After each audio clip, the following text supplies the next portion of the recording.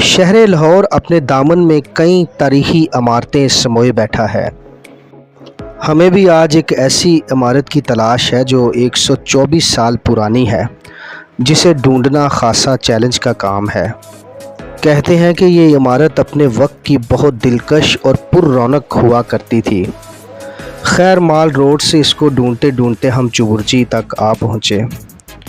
चुबुर्जी पर आकर किसी ने बताया कि ये कचहरी के बिल्कुल अकब में वाक़या है।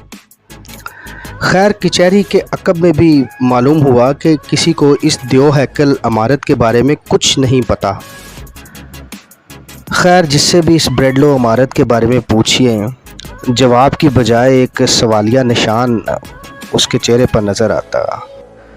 खैर ये इस शख्स ने बताया कि ये इमारत गलियों के उस पार दूसरी तरफ है।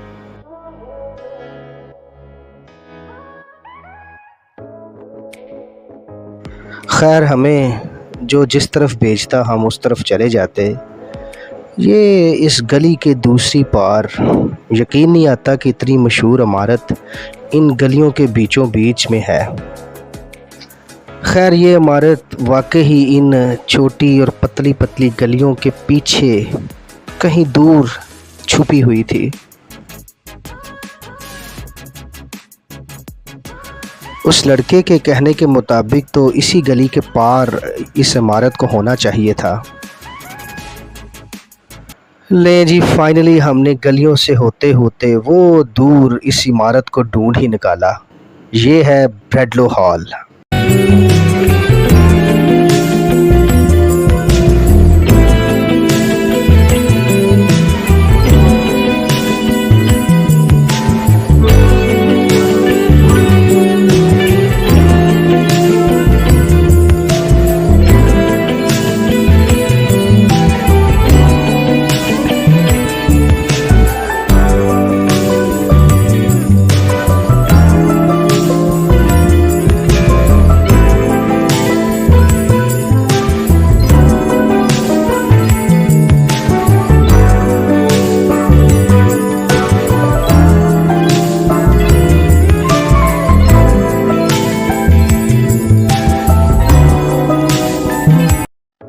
ये ब्रेडलो हॉल लाहौर की तारीखी इमारतों में से एक इमारत, जो अदम तवज्जो और शायद बेहिसी की वजह से कुदरती आफात का शिकार होकर अब हसरत और इंतज़ार की तस्वीर बने, शायद किसी चाहने वाले के इंतज़ार में है, जो शायद इसे दोबारा बना संवार कर एक दफ़ा फिर से इसकी रौनकें और रोशनियाँ वापस ला दे। ये चार्ल्स ब्रैडले कौन था? उसका इस इमारत के साथ क्या ताल्लुक़ था? हिंदुस्तान की कांग्रेस पार्टी के लीडर्स ने उसे खराज तहसीन पेश करने के लिए उसके नाम पर ये इमारत क्यों बनाई? कायदे आज़म और लामा मोहम्मद इकबाल के अलावा कौन कौन से लीडर यहाँ पर इजलास मुनक्कद करवाया करते थे? इस इमारत ने कौन कौन सी मुसीबतें सहीं? इन सब सवालात का जवाब जानने के लिए आपको मेरे साथ 1899 में वापस जाना होगा। आज मैं एक और बड़ी हिस्टोरिकल बिल्डिंग को एक्सप्लोर करने आया हूँ और मैं बड़ा हैरान हूँ कि इस बिल्डिंग का बहुत से लाहौरी हैं जिनको पता ही नहीं है। बहुत कम लाहौरी हैं जो इस बिल्डिंग को जानते हैं। इस बिल्डिंग की पूरी डिटेल आज हिस्ट्री 1889 में इसकी बुनियाद रखी गई, 1900 में ये मुकम्मल हो गई। चार्ल्स ब्रैडले कौन था? इस बिल्डिंग में कौन कौन सी ऐसी अहम शख्सियात हैं जो ख़ताब कर चुकी हैं? इसकी कानूनी हैसियत क्या है? इस बिल्डिंग का आगे प्लान क्या है? इस बिल्डिंग की मुकम्मल तारीख़ मैं आपको इस वीडियो में बताऊंगा। आइए अंदर चलते हैं। थोड़ी सी हॉरर भी बिल्डिंग है। कई लोग कहते हैं कि शायद पहले इस पर कोई साया वगैरह था। अब क्या है, क्या चल रहा है, काम हो रहा है, कब ख़त्म होगा, पूरी डिटेल मैं आपको बताता हूँ। This building was called Bradley Hall। Tehreek-e आज़ादी की सरगर्मियों के लिए सरदार दयाल सिंह मजीठिया की मशवरे पर चंदा इकट्ठा करके इस बिल्डिंग को बनाया गया। ब्रैडले हॉल बिल्डिंग का इफ्तिताह बड़ी शानो शौकत से सुंदर नाथ ने 30 अक्टूबर 1900 को की। ये बिल्डिंग सेकुलर हॉल इंग्लैंड की तर्ज का एक ब्रिटिश डिज़ाइन है जिसमें 3000 अफराद के बैठने की जगह है। इसमें मुतअद्दिद कमरे, कई पवेलियंस और एक वसी तरीन हॉल है। मुझे अब इस बिल्डिंग के अंदर जाना था तो वहाँ पर मौजूद कुछ बच्चों ने बताया कि इसकी पिछली तरफ से आप इस बिल्डिंग के अंदर जा सकते हैं। इस बिल्डिंग का 10% हिस्सा तकरीबन ज़मीन के अंदर धंस चुका है।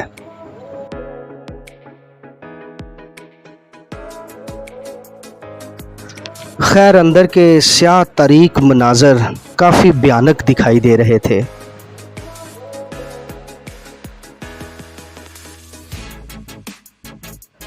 मन में ये ख्याल आया कि ये ओरिजिनल हालत में उस वक्त 1900 में ये किस हालत में दिखाई देती होगी,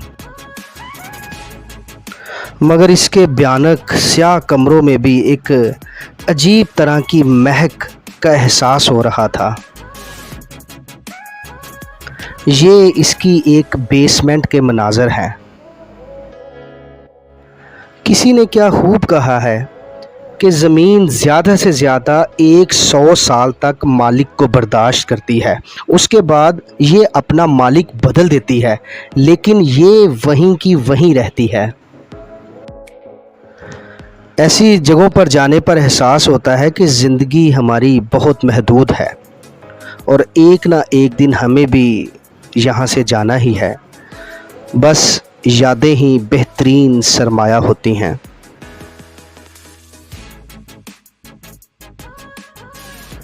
खैर, बेसमेंट को एक्सप्लोर करने के बाद अब हमें तलाश थी कि हमें ऊपर वाले फ्लोर को भी देखने का मौका मिल जाए। अंदर पहुंचने पर देखा कि कुछ मज़दूर काम कर रहे हैं। मुझे ये जानकर नहायत खुशी हुई कि हमारा टूरिज़म डिपार्टमेंट काफ़ी एक्टिवली काम कर रहा है और इन तारीख़ी विरसाओं को महफूज और इनकी असल हालत में लाने में बहुत ज़्यादा कोशिशें कर रहा है। खैर, अपनी कहानी की तरफ वापस आते हैं। चार्ल्स ब्रैडले 1833 में एम टाउन आयरलैंड में पैदा हुआ और 1891 में वफ़ात पा गया। वो 4 दफ़ा बरतानवी पार्लियामेंट का अहम रुकन रहा। ब्रैडले एक आज़ाद ख्याल और मुतनाज़े तर्ज का शख्स था। वो हकूक़े नस्वां, इंसानी बराबरी और तमाम इंसानों की आज़ादी के हक़ में था। चूँकि वो तमाम इंसानों की आज़ादी के हक़ में था, इसलिए वो हिंदुस्तान की कांग्रेस पार्टी और दूसरी पार्टियों के लीडरों से राब्तों में रहा। हिंदुस्तान की आज़ादी के हक़ में बोलने की वजह से बरतानवी पार्लियामेंट में उसे मेंबर ऑफ इंडिया के लक़ब से याद किया जाने लगा। 1889 में कांग्रेस की दावत पर ब्रैडले ने हिंदुस्तान का वाहिद और मुख्तसर दौरा किया। उसके इस दौरे का मकसद बम्बई में कांग्रेस के 5वें सालाना इजलास से खिताब करना था। ब्रैडले ने बरतानवी पार्लियामेंट में हिंदुस्तान की आज़ादी के लिए आवाज़ उठाई और बेतहाशा कोशिशों के बाद उसका ये बिल बड़ी कामयाबी के साथ पास भी हो गया। चार्ल्स ब्रैडले की इस जुर्रत को खराजे तहसीन पेश करने के लिए ये ब्रैडले हॉल उसके नाम पर तमीर कर दिया गया। तहरीके आज़ादी में निस्फ सदी तक इस हॉल ने बिला रंगो नस्ल हिंदुस्तान और ख़ास तौर पर पंजाब के सियासी रहनुमाओं की मेज़बानी की है। डॉक्टर अल्लामा मोहम्मद इकबाल, मौलाना ज़फ़र अली ख़ान, डॉक्टर मोहम्मद अशरफ, मियाँ इफ्तिखारुल दीन, मलिक बरकत अली, जवाहरलाल नेहरू, अजीत सिंह, भगत सिंह, लाला लाजपत और अता शाह बुखारी अक्सर यहाँ मुनक्किद होने वाले अहम इजलास में तशरीफ़ लाया करते थे। कायद-ए-आज़म मोहम्मद अली जिन्ना ने भी तहरीक खिलाफत के दौरान 24 मई 1924 को यहाँ एक अहम तकरीर की थी। 1921 में गांधी की कॉरपोरेशन काल के बाद इसी बिल्डिंग में एक अहम इजलास मुनक्कद हुआ। भगत सिंह भी ब्रैडले हॉल में कायम नेशनल कॉलेज में 1922 से 1926 तक मुंसलिक रहा और उसकी सारी सियासी और इनकलाबी तरबियत भी इसी हॉल से शुरू हुई। ये हॉल अपनी सियासी तकरीब के अलावा फ़न व अदब का मरकज़ भी रहा। 1903 में नारायण प्रसाद बेताब का ड्रामा कसौटी इसी हॉल में हुआ। मशहूर ड्रामा रामलीला की शूटिंग भी इसी हॉल में होती रही। 1919 में जंगे अजीम अव्वल के बाद सरकारी तौर पर एक बहुत बड़ा मुशायरा यहीं हुआ। ये हॉल तकसीम हिंद के बाद महाजरीन के लिए पनाहगाह के तौर पर भी इस्तेमाल होता रहा। फिर महकमा खुराक ने यहाँ खुराक का ज़हीरा करना शुरू कर दिया। 1956 के सैलाब के बाद इस आलीशान बिल्डिंग को खासा नुकसान पहुंचा। 1957 में यहाँ मिली टेक्निकल नामी एक इदारा कायम हुआ, लेकिन उस इदारे ने 1990 में अपनी तमाम तलीमी सरगर्मियों को यहाँ से ख़त्म कर दिया और फिर आगे इसको किराए पर दे दिया गया। और फिर 2008 में मुतलका डिपार्टमेंट ने इसे अपने कब्ज़ा में लेकर इस पर ताले लगा दिए।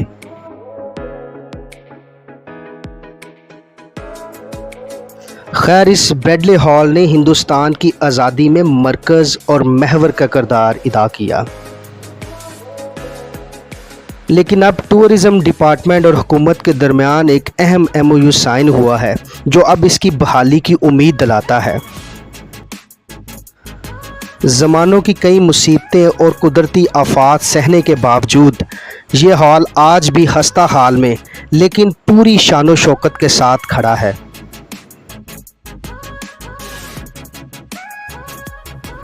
उम्मीद है कि वलीद सिटी और टूरिज़म डिपार्टमेंट की कोशिश से इसकी रौनकें दोबारा बहाल कर दी जाएंगी।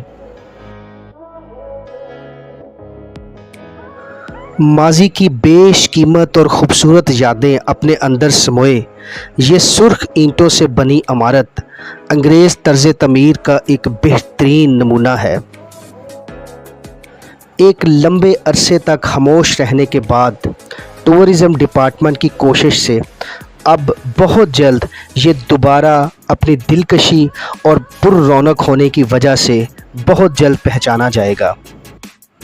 अब हमें दीजिए इजाज़त, हम मिलेंगे आपसे अगली वीडियो में एक नई हिस्टोरिकल बिल्डिंग के साथ, एक नई और दिलचस्प कहानी के साथ।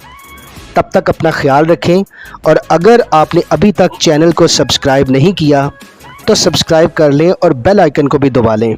इससे आप में हिस्ट्री की मालूमात में बेपनाह इजाफा होगा।